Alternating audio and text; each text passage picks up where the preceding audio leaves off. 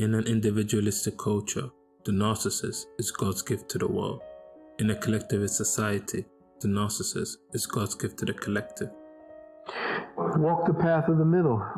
The true sage walks the straight and narrow. He doesn't take any path. He participates sometimes by going one way or the other.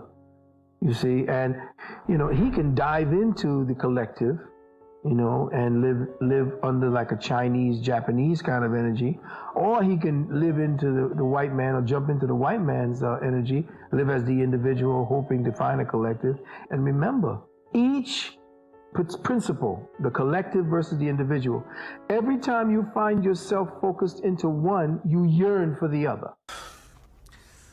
The whole system makes me feel insignificant. Excellent.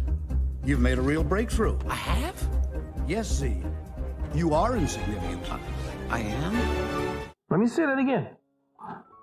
The Eastern philosophies dealt with the collective. The Western dealt with the individual. As the Eastern philosophy began to grow to its pinnacle of expression, it yearned for its individual understanding. The same thing is happening here in the West.